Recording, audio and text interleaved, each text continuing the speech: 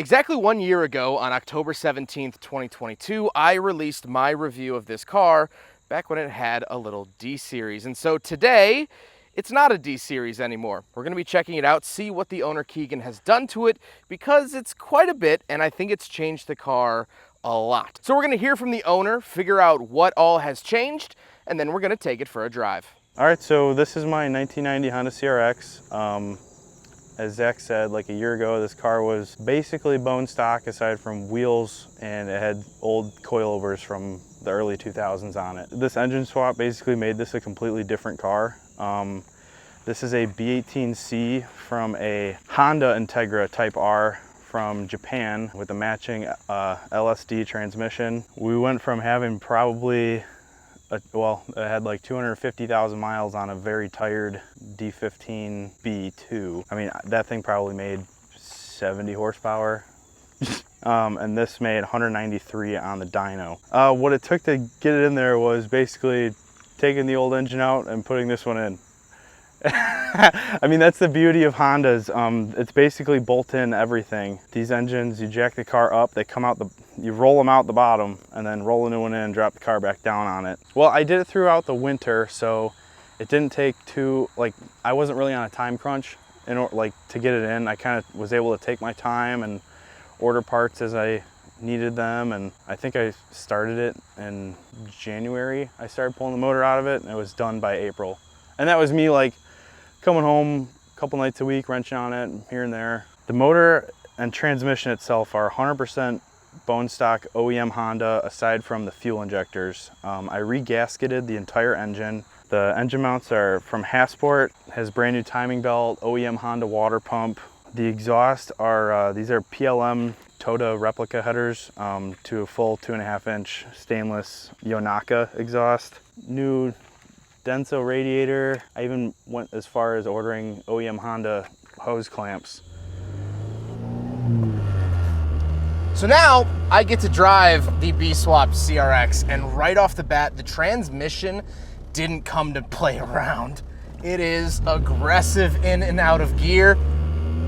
The clutch is a lot touchier, and the shifter throw, it's really taken some muscle, but it's a confident kind of muscle. So that's just kind of my preliminary thoughts. And already, this thing is rearing to go. It is not happy that I am driving it at neighborhood speeds in the neighborhood. All right, here we go.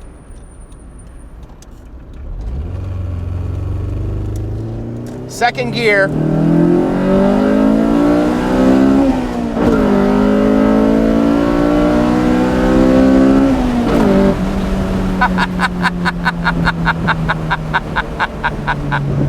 Oh yeah!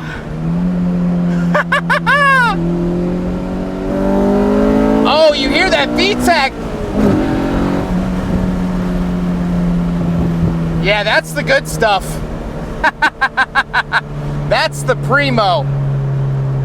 And what's funny is when you really get on it, it buries the tachometer needle, because this car was only designed to start the red line at 7,500, but now it sits above 8,500.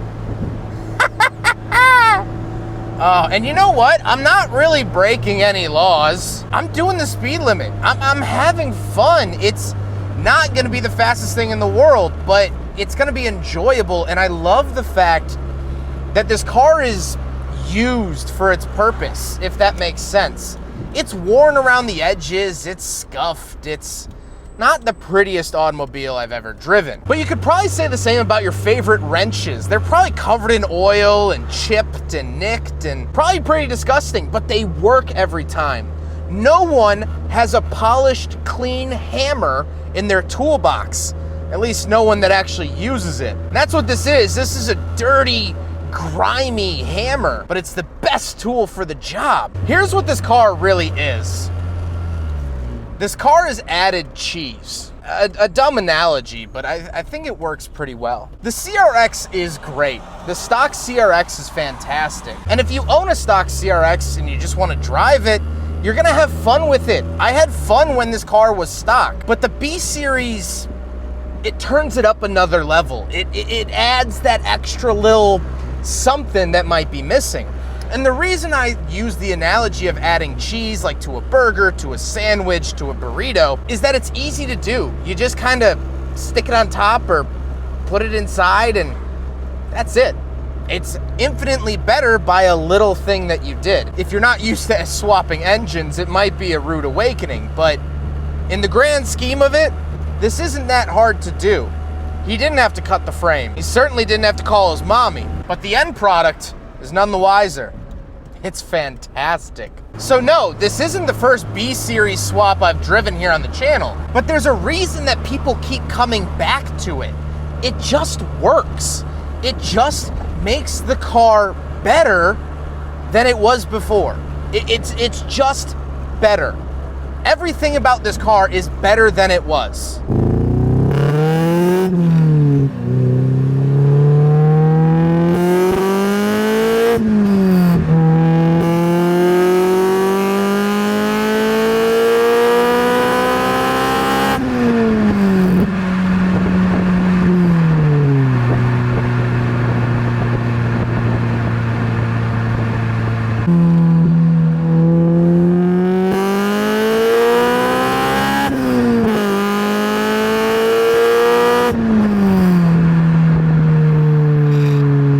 I love it.